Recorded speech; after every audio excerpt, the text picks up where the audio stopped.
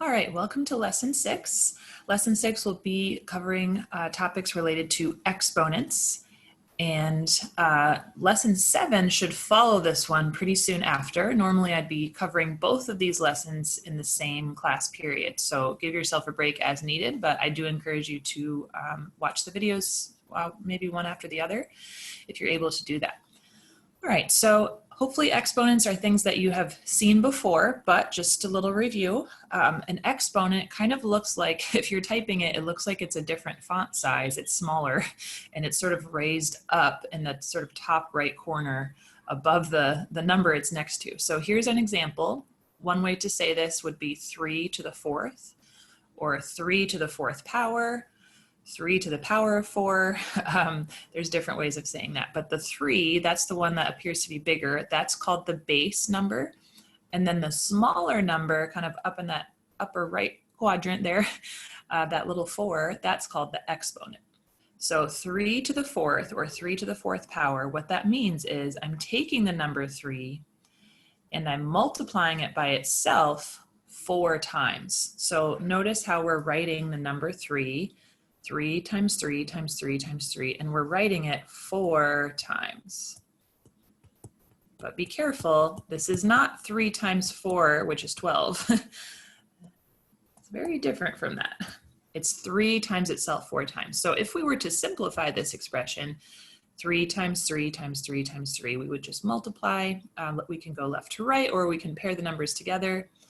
3 times 3 would be 9. Let's pair these other 3's together. 3 times 3 is 9. Then we can also multiply the 9's. 9 times 9 is 81. So 3 to the 4th power, if we simplify it, would be 81. However, that's not necessarily what we're going to start doing here. I took it a little farther by simplifying and getting a final answer. On this first set of examples, though, we really are just focusing on exponential notation. So exponential notation, that means I want an exponent in the answer. So 3 to the 4th, that was exponential notation. So if you look at our two examples down below, the directions are asking us to write in exponential notation, meaning write it with an exponent. So here's number 1, y times y times y times y times y. So y is our base. It's a variable, that's fine. A variable just represents an unknown number. Let's count how many y's there are. 1, 2, 3, 4, 5. So the letter y, or the number y, is being multiplied by itself 5 times. So our exponent is 5. And so we would write y to the 5th, or y to the 5th power, or y to the power of 5. Those are different ways of wording that. In MyLabs Plus, there is a way to type an exponent. Maybe I'll show you that at the end of this video, just to give you a quick preview of how to put an answer in using exponents when you're doing your homework. All right, let's move on to number 2. 2/3 times 2/3 times 2/3. So the fraction 2/3 is being multiplied by itself 3 times. So 2/3 is the base. And notice that it's in parentheses. So when we're dealing with exponents, sometimes our base number is in parentheses if it's a fraction or if it's a negative. That will make sure that the exponent really applies to the entire thing and not just the numerator or the denominator of a fraction. So let's write the answer and then we'll kind of recap what I just said. So 2/3 times 2/3 times 2/3. It's hard to say that. The number 2/3 is written 3 times. It's multiplied by itself 3 times. So our exponent is 3. So in my final answer, I've written the 2/3 in parentheses with an exponent of 3 on the outside. That is exponential notation. Now, this is something I could simplify. And if I wanted to simplify it, I would pretty much go back to the way it was written originally and just multiply straight across. 2 times 2 times 2 would be 8. 3 times 3 times 3 is 27. So 8 27s would be the simplified answer, but exponential notation is just the one with the exponent. And again, with the parentheses, if you didn't put the parentheses, maybe you just wrote 2/3 with no parentheses, and then you just put a little 3 exponent right above the 2. That's a problem because now you're just applying the exponent to the numerator, but not the denominator. So that would just be 2 to the third, but then over 3. That's not what we want. So you do want to keep that final answer in parentheses. I'll just cross that out. All right, so those problems we're dealing with exponential notation. Most of what we'll be dealing with, though, is actually simplifying by understanding what an exponent is and then getting a final answer. Okay, so we're moving on to the next slide now. Okay, and we'll see some more examples with fractions as well as negatives, and we'll address that issue of parentheses a little bit more. Okay, so notice the directions here. It's just one word, evaluate. So sometimes another word you might see is simplify. I'll just write that up here, simplify. It's a pretty overused word in math classes or math textbooks. It just means do it, do the problem, get the answer, go as far as you can. So notice all of these problems start off with exponents, and we will use what we know about exponents to multiply and then get a final answer. Our final answer will not have exponents. So we're starting off in exponential notation, and our final answer will not be in exponential notation. So let's do number one.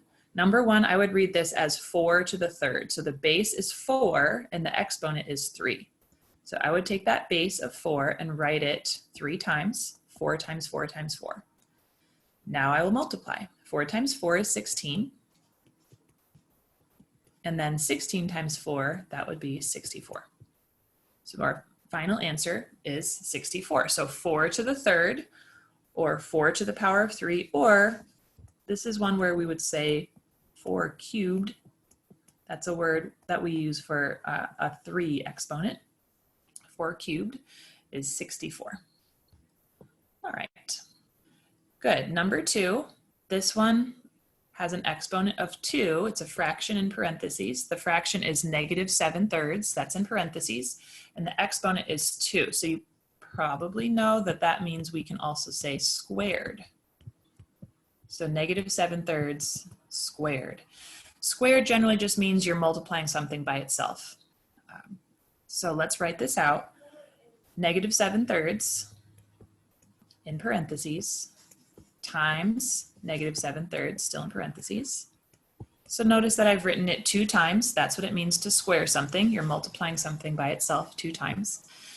Notice again the parentheses. The negative is still there in parentheses, but as we know, negative times negative is positive. My answer will be positive here. And now all I need to do is just multiply across, as we've learned with fractions. So 7 times 7 for the numerator, that's 49. 3 times 3 for the denominator, that's 9. So my final answer is 49/9, or 49/9. Notice again that it's positive because negative times negative is positive. And again, we just multiplied the numerators. 7 times 7, 49.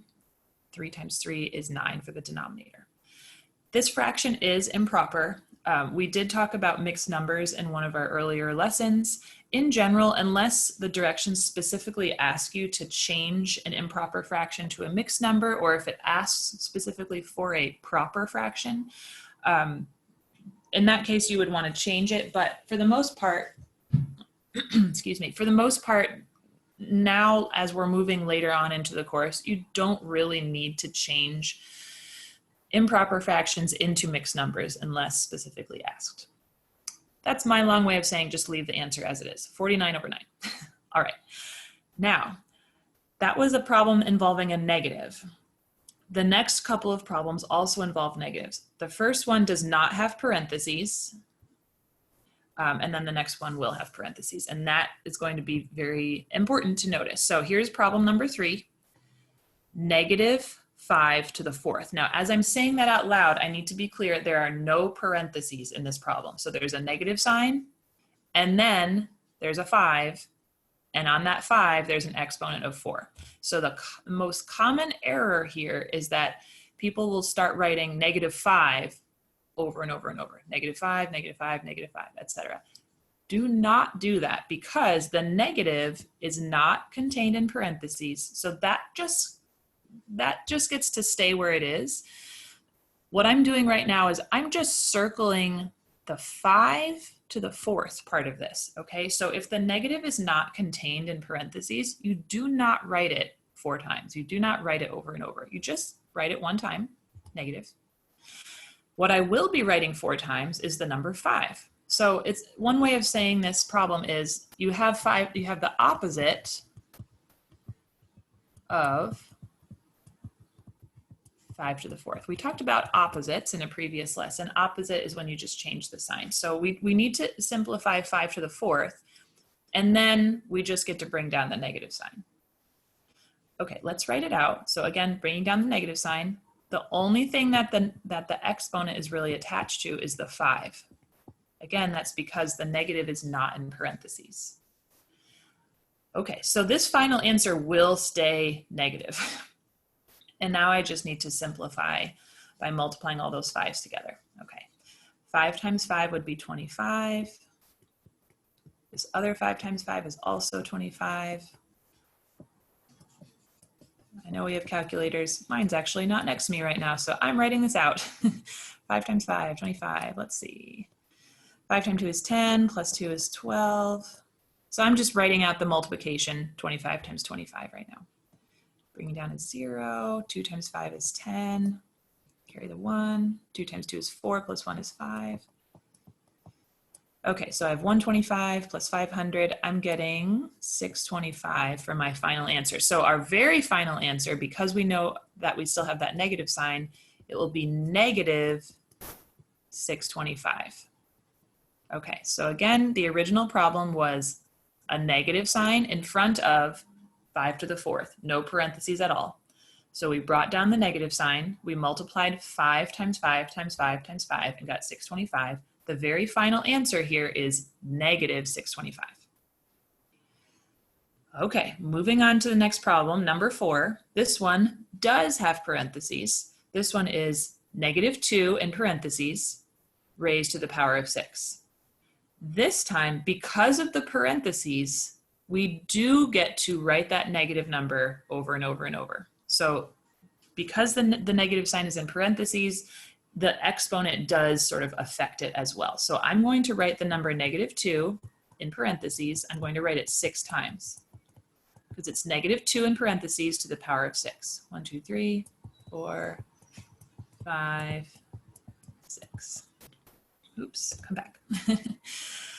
Okay, good. So there's a lot of negative 2s. There's 6 of them to be exact. There's an even number of negatives here. So I think what I'm going to do for this problem is I will pair off my factors of 2 here, my factors of negative 2. So rather than just going left to right, I can rearrange the order or change the grouping when I'm multiplying. So here's what I will do. Let's multiply the first 2 together. Negative 2 times negative 2. Negative times negative, that's positive 4. Now let's move to the next pair of negative 2's. We get the same thing. Negative 2 times negative 2, that's another positive 4. And then finally, the last pair is another positive 4. So notice that we were able to pair off those negatives. Each time, negative times negative became positive. So now we have positive 4 times positive 4 times positive 4. And didn't we already do that? That actually ends up matching the same answer as we got for number 1. It's 4 times 4 times 4. It's 64. Okay, so exponent problems do get a little tricky when we're dealing with negatives, when we're dealing with parentheses. It's easy to get mixed up there about, is my final answer negative or not? So notice how we've been writing it out. In general, if there's parentheses around the negative, then you're going to keep that negative as you're writing out the problem. So in this one, negative 2 to the 6, I did write negative 2 6 times in parentheses. Whereas the one before this, the negative 5 to the 4th with no parentheses, I did not write negative 5 over and over. I wrote the negative sign 1 time. Then I wrote out just 5 to the 4th, 5, 5, 5, 5. Okay, I'm sure that will come up again in future problems, but that I'm kind of repeating myself a bit here because that tends to be a bit of a tricky, tricky deal there. All right. Good. Okay, I've almost used up all my space here. Number 5 and 6, these are pretty short problems. Number 5 involves a zero exponent. 24 to the power of 0. So I'll just tell you that the rule is anytime we have a zero exponent, the answer is 1. So 24 to the 0 is 1. Now you might feel like you need a little more explanation than that about, wait, why is that? A lot of times people think the answer is 0 or something else, but I'll just tell you right now, anything to the 0 is 1. After I do number 6, right after this, I am going to switch our screen over to the whiteboard. I want to show you a little bit more information about why that rule exists, why we have that zero exponent rule. So we'll come back to that. Okay, so 24 to the 0, the answer is 1. We'll come back and with a little more explanation of why that is. And then our last problem on this slide, 3/4 to the power of 1. Anything to the power of 1 just stays the same. So 3/4 to the power of 1 is just 3/4. Anything to the 1 is just itself. So you're just writing the number one time. That's it. Okay.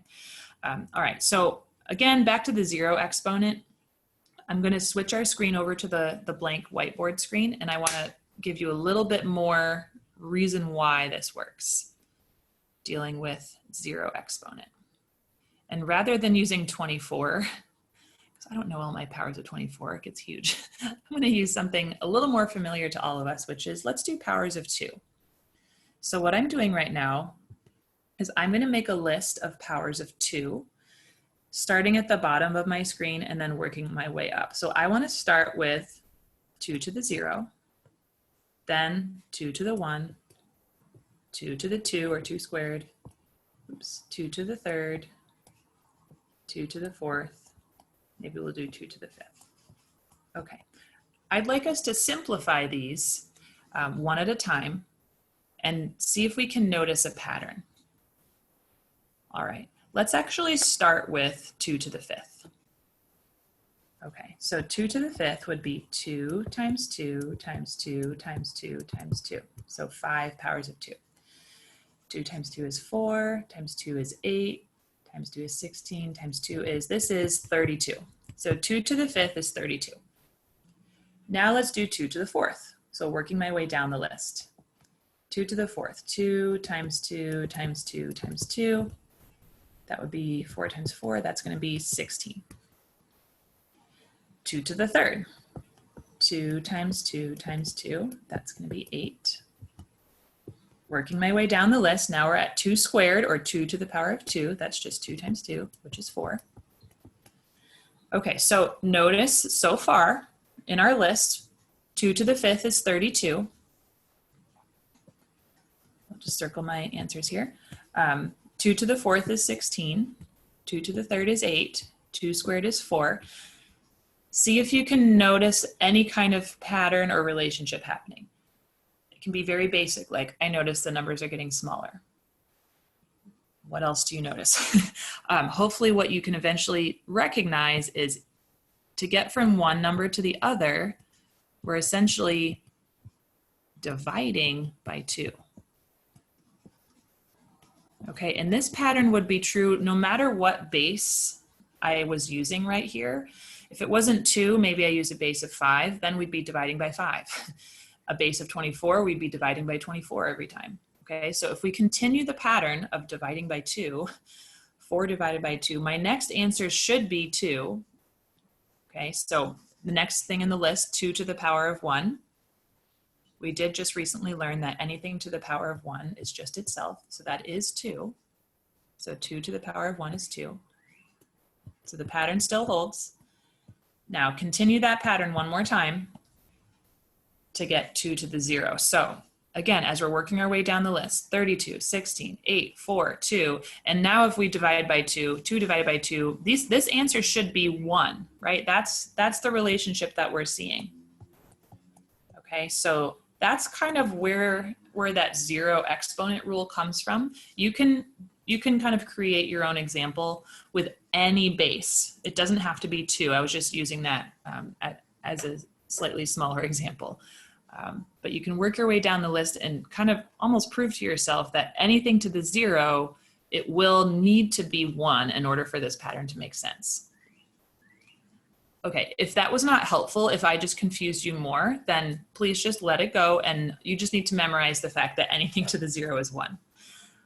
Okay, but I'm going to add one more thing to our list because I have just a little bit more space.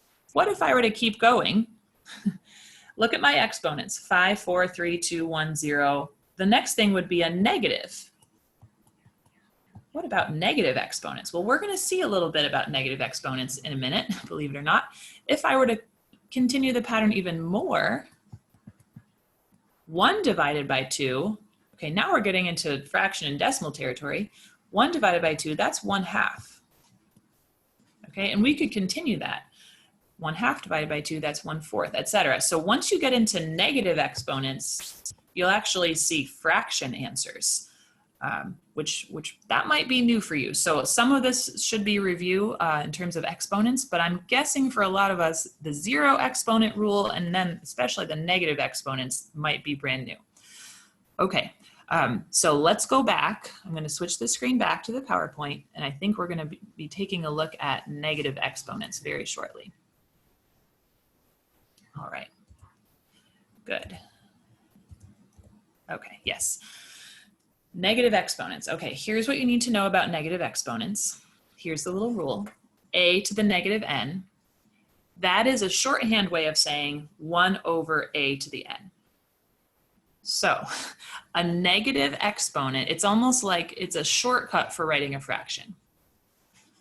So here are the 2 steps you need to do.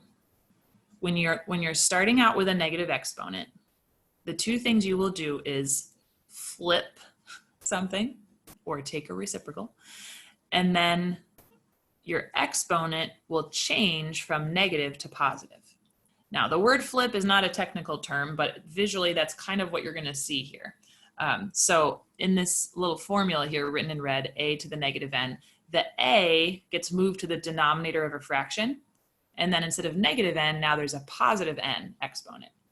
Now, just to be clear, the 1 in the numerator, I want to make sure you know where that 1 comes from, because it might not be what you expect. The 1 was just the coefficient all along. That a coefficient is just the number in front of the variable. So 1a to the negative n becomes 1 over a to the n. The a part gets flipped. The negative exponent becomes positive. Now this other formula over here in blue, it's sort of saying the opposite. You don't need to use this one as much. It's 1 over a to the negative n. That's equal to a to the positive n. So that's sort of it's another example of, look, something needs to flip, and then the exponent also becomes positive. So if you're starting out with a negative exponent in the denominator of a fraction, then the flipping process just means you're moving it back up to the numerator, meaning it's not a fraction anymore. And then there's that 1 that's technically in front of the a. Okay, so 1 over a to the negative n is just 1a to the n. Okay, I know that sounds really complicated with a's and n's. Let's see some number examples. Okay, so please just always come back to these 2 steps when you're dealing with negative exponents. Something will flip, and then your exponent will change from negative to positive. So our directions here for these examples, we're going to rewrite using positive exponents. So number 1, x to the negative 6. Okay, I'm going to flip something. The x flips to a denominator. And my exponent, negative 6, becomes positive. So I should now have, instead of x to the negative 6, I now have x to the positive 6 in the denominator of a fraction. The numerator will just be 1. So I'll just say, when you move on to intermediate algebra part 2, we do talk about exponents more, and you'll get a little bit more practice with negative exponents. But most of the problems right now will be something like this, where you just need to flip something and then change the exponent to positive. So the thing is, the negative sign in math, a lot of times it's sort of a shorthand way of saying that you're taking an opposite of some kind. Okay, so I know it's kind of strange because we've been talking about negative numbers, negative exponents, it's a different kind of opposite. It's more of like a flipping. Okay, so I know this is a little strange. All right, number 2, -5 in parentheses to the -3. So something will flip. That base number in parentheses, that -5, that flips to the denominator, still in parentheses. Now the exponent, that -3 exponent becomes +3.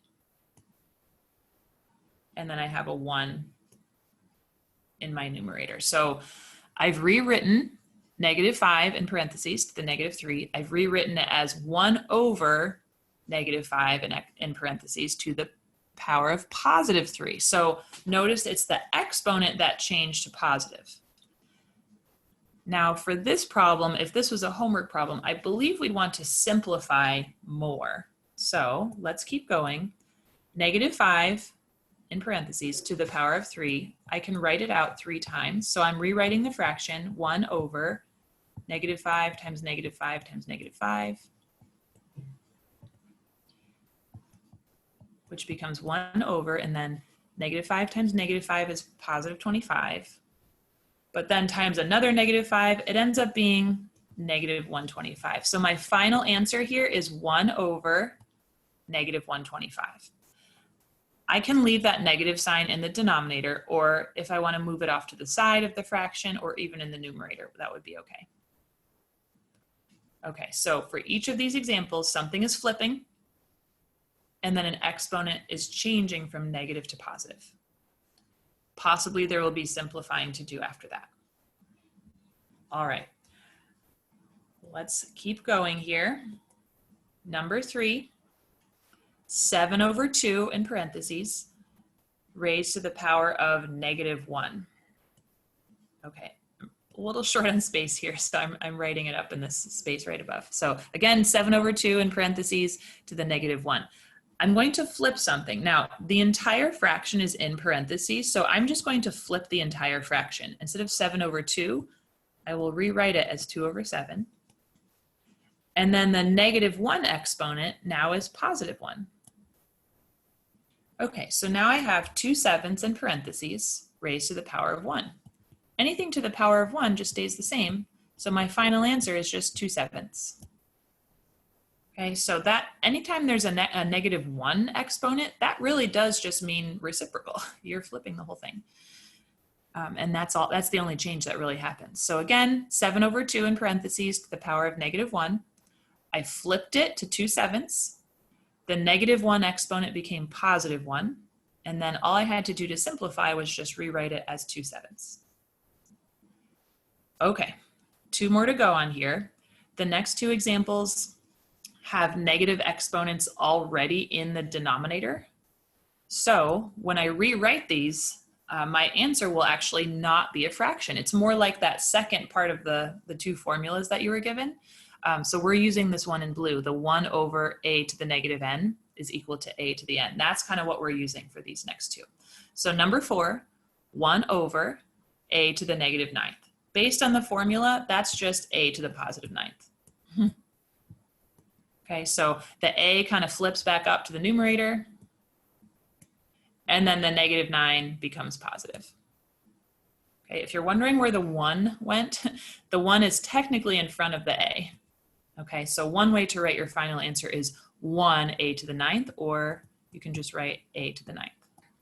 So for that one, the negative exponent started out in the denominator, and then we essentially kind of flipped the a back up to the numerator.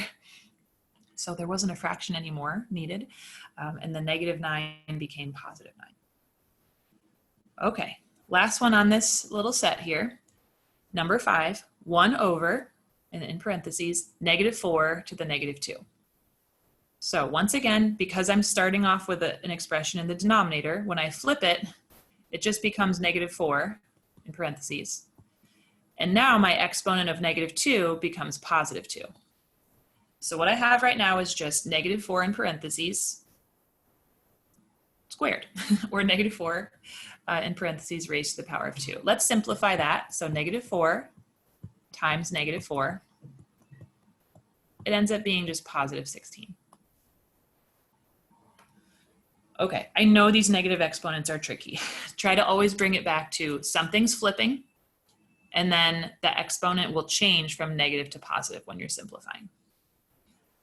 All right, so our last set of problems here, it's a little bit strange. We're actually being asked to rewrite our original problems using negative exponents. So we just got done starting with negative exponents and writing the answers with positive exponents. This is the opposite.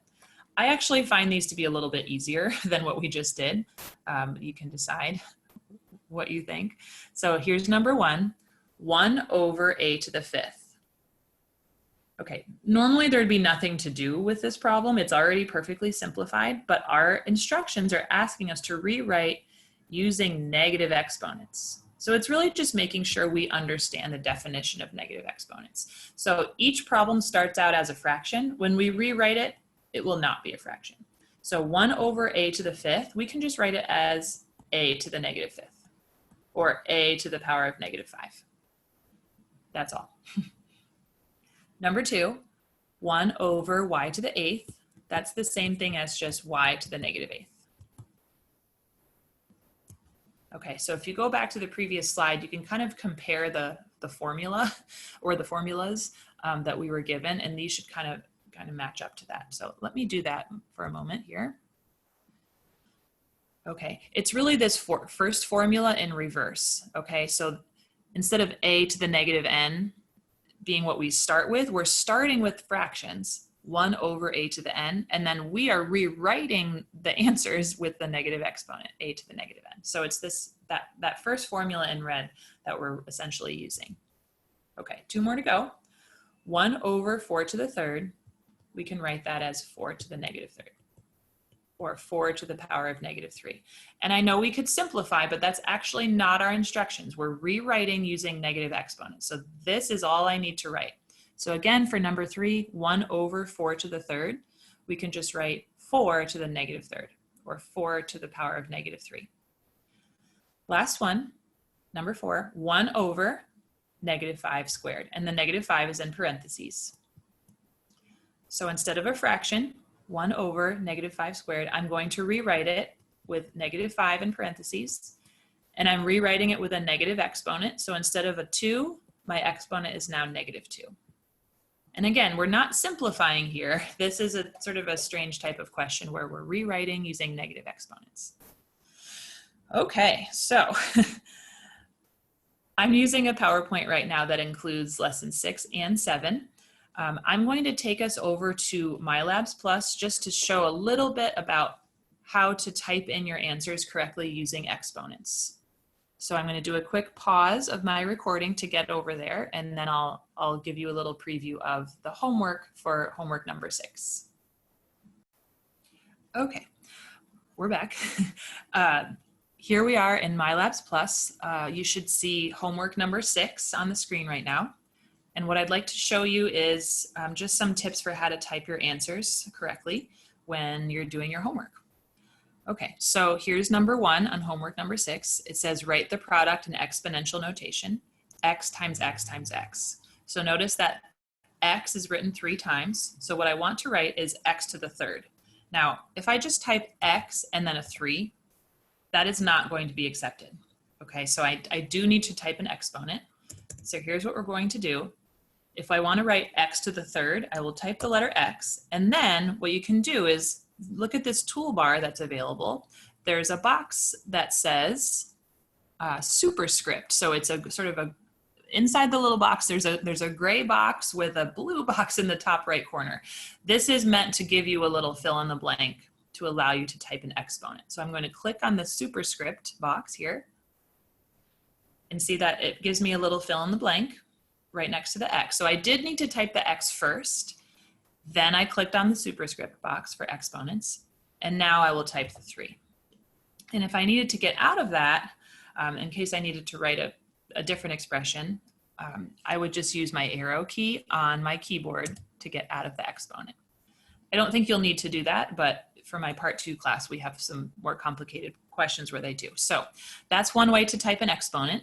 Here's another way to do it. You can avoid using your mouse and clicking so much, you can do this all using keyboard shortcuts. So just using your keyboard on your computer. So here's what I like to do.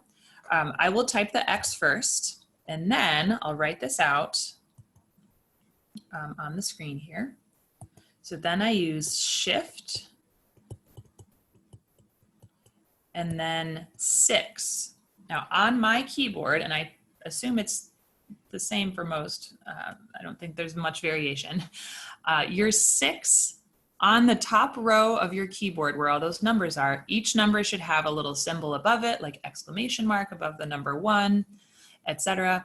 There's this little kind of pointy symbol, sometimes called the caret, right above the 6. So if you do Shift 6, it's essentially going to create an exponent for you. It's going to create a superscript. So let me do that back in my answer space here. So I'm going to still type the X first, and then while I'm holding down the Shift key, now I'm hitting the 6, and it just gives me the exponent that way. Then I can type the 3. So I like that. I find it just a little quicker and easier. So that's mostly what I wanted to show you here in this homework assignment. And I will resist taking 20 more minutes to go over lots more problems with you. So bring your questions to our next class session, or please get in touch with me. If there are certain questions that you'd like me to go over, whether it's in class or with you individually, you should know by now, but just a reminder, you can always click on question help, ask my instructor, and it sends me an email with your particular question. All right, good. So we'll end here and give yourself a break, and then come right back and check out lesson 7 next. We'll have more practice with exponents there, but the main focus will be order of operations. All right, so we'll end our lesson 6 video here. Thank you.